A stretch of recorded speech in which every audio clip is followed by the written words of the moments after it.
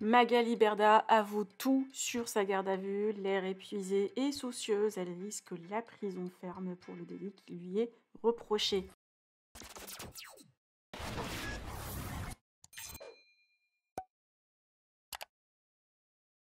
Hier, les médias ont relayé massivement la garde à vue et la mise en examen de Magali Berda dans une affaire de blanchiment et de banqueroute.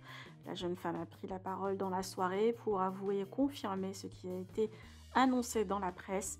Les faits qui lui sont reprochés sont graves et risquent la prison. Magali a fait 2 plateaux de télé aujourd'hui pour parler de la mise en examen de Booba, le lanceur d'alerte des dérives de placement de produits.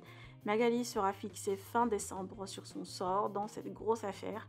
Par ailleurs, Booba a aussi porté plainte contre les dérives de gestion de Shonda Evans. Je vous laisse avec sa prise de parole. Que pensez-vous? Partagez avec moi vos avis en commentaire et n'oubliez pas de liker la vidéo et de vous abonner à la chaîne. La décision du juge d'instruction à l'encontre de mon agresseur, de mon cyberharceleur, qui depuis aujourd'hui a été placé sous contrôle judiciaire afin qu'il ne puisse pas rentrer en contact avec moi et m'interpeller à longueur de journée, m'humilier et m'harceler tout simplement, et aussi le mettre en examen. Ça a été une véritable descente aux enfers pour moi. Ça a été très dur de l'accepter, ça a été très dur de me l'avouer à moi-même. Je l'ai lu plusieurs fois dans la presse et ça m'a fait mal, mais c'est une vérité. De toute manière, j'étais pas audible. J'avais beau parler, personne m'écoutait et tout ce que je disais, c'était pas crédible. J'étais critiquée constamment. Aujourd'hui, la décision est tombée et cette décision, elle m'ouvre le droit à la parole, à la vérité.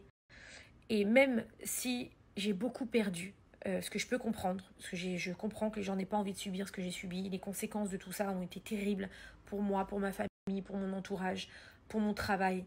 J'en veux à personne. Je n'ai absolument pas soif de revanche. Donc ce soir, je vais vous parler de 2 choses. La première, c'est que je vais vous expliquer ce qui s'est passé à Nice la semaine dernière.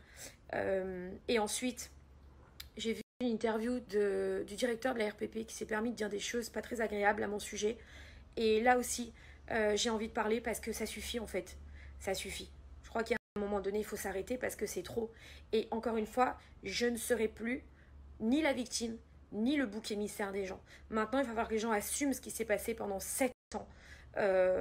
Et il ne faut pas jeter les gens en pâture comme ça, c'est pas beau et c'est pas bien. Donc voilà sur les sujets sur lesquels je vais revenir ce soir. Et demain, je m'exprimerai sur la mise en examen de mon agresseur chez Apolline de Malherbe demain matin et sur BFM demain après-midi. Donc, mais j'en parlerai pas ce soir sur mes réseaux sociaux. Concernant ce que vous avez vu sur Nice, alors oui, effectivement, j'ai été placée en garde à vue la semaine dernière, c'est une vérité.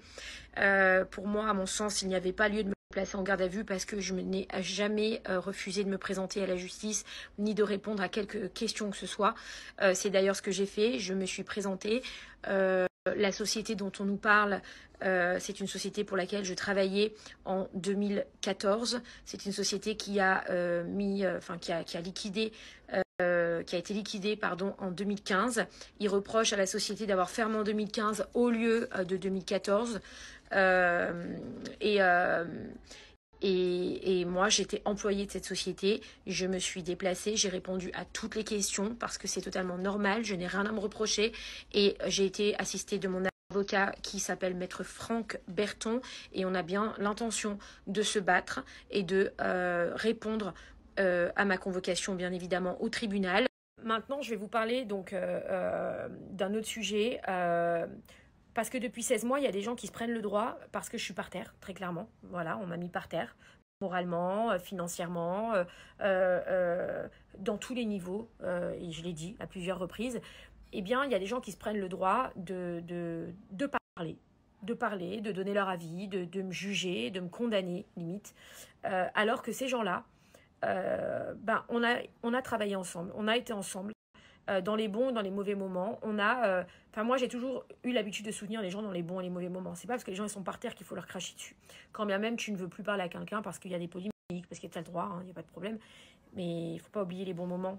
Et dans ces cas-là, il faut faire sa route différemment. Chacun a le droit de faire sa route différemment sans avoir besoin de taper sur l'autre pour se dédouaner et pour montrer non, non, mais moi, je ne fais pas partie du lot. Hein, moi, oh là là. Mais en fait, si.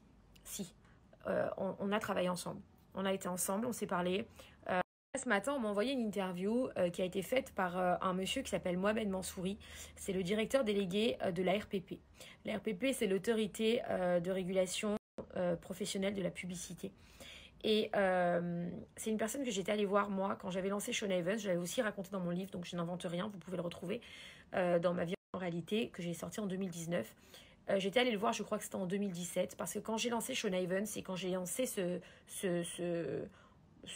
business-là, c'était tellement beau. Je me suis dit, mais c'est trop beau en fait. Je sais pas si ça vous fait ça des fois. Je me dis, qu'est-ce qui va m'arriver? Est-ce que c'est légal? Est-ce que c'est pas légal?